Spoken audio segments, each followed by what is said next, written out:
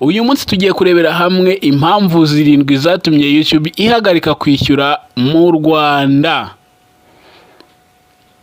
Mbere na mbere reka turebe ese amateka ya YouTube nayahe. Ese twareba amateka ya YouTube muri make kugira ngo dutangiranye atangire azi neza icyo bita YouTube icyari cyo. YouTube yatangiye mu mwaka wa 2005 itangijwe n'abagabo batatu bari basanzwe bakorera ikigo cya PayPal. Nyuma y'umwaka umwe ubwo Google yari kugenda yegeranya ipanga uburyo yashyiramo amavideo kuri Google, yaje kubona YouTube. Yaje kuyigura amafaranga menshi cyane angana na miliyari imwe ndetse na miliyoni 600. Urumva rero ko ari amafaranga menshi cyane. Google yaguze YouTube amafaranga menshi cyane n'agatubutse. Reka turebere hamwe ese Google yishyura amafaranga angahe umukiriyeta wayo. Ndavuga wowe washyize video kuri YouTube. Ese Google yo itwara amafaranga angahe? Reka tubirebere hamwe. Google ifata amafaranga 45%, twebwe tuyikorera ikaduha amafaranga 55%. Uburyo Google yinjizamo cyangwa uburyo yishyuramo ni RPM kuri views 1000. Google rero yishyura ikurikije RPM. Ni kuvuga ngo ni amafaranga yishyura yaturutse ku bantu bayamamazaho. Ba bantu amafaranga bayishyura, kandi ba bantu bayamamazaho za video zamamaza zica mu mavideo yacu tuba twakoze n'ubundi. Niyo mpamvu duhereza amafaranga 55, yo igatwara 45. Reka turebere hamwe amafaranga umuntu yinjiza kuri views imwe. Hari abantu benshi bibaje icyo kibazo bati ese Google cyangwa YouTube yishyura amafaranga angahe kuri views imwe? Kuri views imwe YouTube ikwishyura amafaranga 00 n'igice kimwe kugeza kuri 00 n'ibice 3. Nukuvuga ko YouTube ihemba amafaranga angana n'amadolari 10 kugeza ku madolari 30 kuri views 1000, igihe abantu bakurebye inshuro 1000. Byumvikanira neza ko wa wundi wibazaga ikibazo ko views imwe idahembwa, ndamumara amatsiko mubwira ko views imwe irahembwa, kuko idahembwe ntabwo 1000 nazo zishobora guhembwa. Reka turebere hamwe rero ibi bintu 7 byabiteye. Reka tujye ku mwanya wa mbere. Umubare w'abamamariza kuri Google AdSense cyangwa kuri YouTube. Iyo mvuze umubare w'abamamariza kuri Google AdSense cyangwa kuri YouTube, mba mvuze nka Ayoba ndetse n'andi makampani makeya ari mu Rwanda yamamariza kuri Google AdSense. Ni kuvuga ngo ntabwo ari ya mafaranga baha YouTuber kugira ngo abamamarize, ahubwo ni amafaranga yishyurwa YouTube kugira ngo YouTube ifate izo ads, utwo duce tw'utu video dutoya iducishe mu mavideo yacu kugira ngo tubone cyangwa ababone ibyo tugira gute, ibyo dukora. Kuko mu Rwanda ntabwo ziri ads tuzibona bitewe nuko YouTube idakorera muri kino gihugu cy'u Rwanda. Rero umubare w'abantu bakeya bamamariza kuri Google AdSense ntabwo uzamuka, uracyari muto cyane.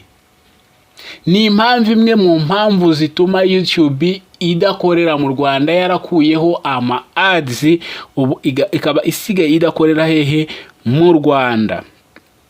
Icyo ni icyambere.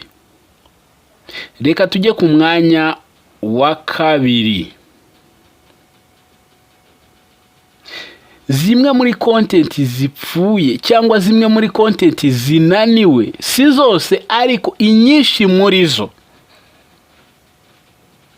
hari abakora content zisebya, hari abakora content zigamije gushyira bagenzi babo hasi,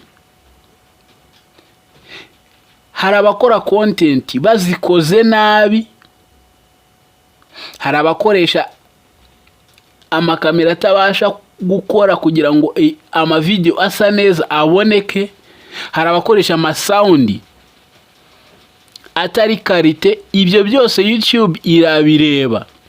Ni nayo mpamvu buriya iyo umuntu agiye kwapiringa video yarahawe ikibazo cya reuse content, ni na ngombwa ko akoresha iki, ko akoresha kamera ishobotse ndetse inashoboye, kugira ngo bumve sound nziza ndetse babone n'ishusho ryiza. Reka tujye ku mwanya wa gatatu.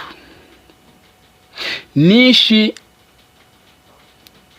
Hari icyo bita nishi, kubeshya agace ubarizwamo.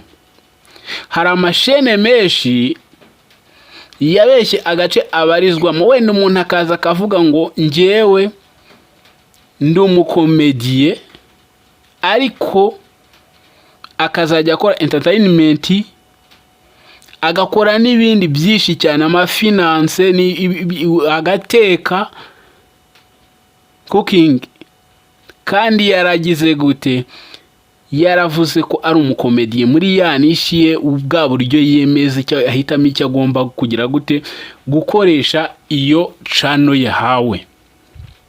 Reka tujye ku mwanya wa kane twihuta.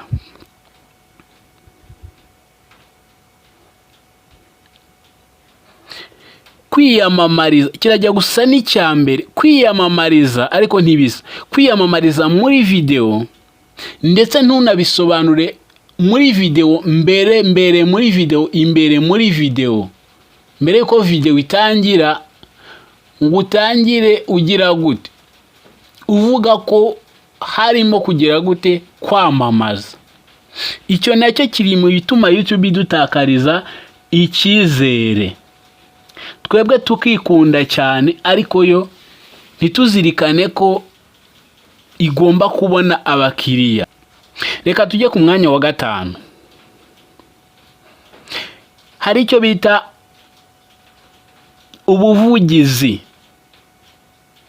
ariko sinarenganya abakagombye kutuvugira, kubera ko YouTube abanyarwanda benshi bayikoreraho ibintu by'amakosa. Murabizi saga zimaze iminsi, murabizi hari benshi bafunzwe, hari bakoresha YouTube nabi cyane, basebanya, batukana, bagira gute. Rero ntabwo icyo kintu cyagira gute cyatuma leta ituvuganira kugira ngo tubashe guhabwa tubashe guhabwa za ads zibashe kuza mu Rwanda, tubashe kuba twahimbwa na YouTube turi mu Rwanda, dushyiremo location yo mu Rwanda. Rero icyo kintu cyo nta wakirenganyiriza leta. Reka twebwe nk'aba YouTuber tubanze twitekerezo, ubundi tubanze dukora inama, tuvuge ngo tugomba kugira umurongo ngenderwaho, ndetse tugahitamo n'ibyubaka igihugu, bikubaka na societe ndetse n'isi muri rusange, kugira ngo tubashe kugendana n'iki n'amategeko n'amabwiriza ya YouTube, kugira ngo ize gukorera mu Rwanda kandi tutangije n'amategeko y'igihugu cyacu ndetse n'imibanire y'abatura Rwanda n'abaturage muri rusange.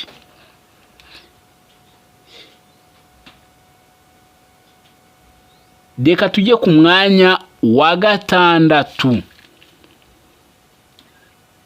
Hari abantu benshi batazi ko ari ikosa, ariko muraza kumenya ko ari ikosa mwumvise icyo ngiye kubabwira. Kugurisha channel uyiguze agahinduranisha, nuvuga ngo ahinduranisha muki mu mikorere, mu bitekerezo, ntahinduranisha muri setting ya channel.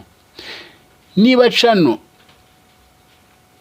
yari ya comedy, ugasanga arimo aravugiraho ibiganiro bibiri seriye, agashyiraho mbese inkuru zubaka abantu mu buryo buri seriye, atari ukubasita, atari ukubashimisha, ndetse akaba yashyiraho nizigira gute, nizibariza izituma bababara. Ni ukuvuga ngo hari nyinshi ugomba kuba warahisemo wowe ubwawe ku giti cyawe. Niyo umuntu yarahisemo comedy ugasanga noneho agiye kubigira iby'amatotoriyo byo kwigishirizaho abantu, cana akayihindura, noneho abantu bari kuri iyo cana bakibaza se ni iki cyahindutse. Ni nk'uko waba uri ku zuba ryinshi cyane, wajya kumva ibitonyanga biragukubise byinshi, ukumva imvura iraguye nyinshi, uratungurwa cyane. Rero iki kintu nacyo kiri mu bituma tutagira gute, tutizorerwa kugira ngo AdSense ize mu Rwanda. Reka tujye ku mwanya wa 7 ari nawo wa nyuma. Hari abantu benshi muzi ko atari amakosa, ariko reka mbabwire iki kintu: kugura views ndetse ukazigura n'amakampani amwe namwe ati ni hafi ya yose atizewe. Nta kampani nshaka gutunga urutoki, ariko ndi ku mategeko n'amabwiriza ya YouTube ibikeneye ko abantu bareba video bakareba na ya ads acamo. Ntabwo ibikeneye ko views zigira gute zitangwa na computer idafite umuntu uri kugira gute uri kuyireberaho. Ni nayo mpamvu iki kintu nkigarukeho. Fake engagement murayizi ni uburyo bwo kwihesha views cyangwa kwiha views zidahari. Uburyo abantu baroginga email ushyiramo email ntabwo YouTube izigera ibara za views. Kandi uko ubikora kenshi niko ugenda wangiza channel yawe. Ikindi nanone niko YouTube igenda itakariza icyizere abanyarwanda cyangwa abari mu Rwanda. Mureke rero dufatanye turebere hamwe izi mbogamizi uko ari 7 ndetse n'izindi namwe muzi. Nitumara kuzirebera hamwe tubashe kugira gute kuzikemura, hanyuma YouTube murebe ko itazaza gukorera mu Rwanda, itazashyira AdSense mu Rwanda, amafaranga akiyongera. Niba wakoreraga amadolari 500 ku kwezi, ugasanga urimo urakorera amadolari 5,000 by'amadolari. Mucyo rero dushyire hamwe nk'aba YouTuber. Numva twashyira hamwe baba afite YouTuber ntoya na afite YouTuber nini, bakagira gute bakabasha gufatanya, bakajya inama ndetse bagakora, bakazamuka, ariko batirengagije ko iki kintu gihari, kugira ngo YouTube izagire gute izaze gukorera mu gihugu cy'u Rwanda. Ndabashimiye rero, dukeneye inyunganizi zanyu, mwandika comment, like, subscribe, share, comment. Murakoze, nakagaruka. Ciao ciao.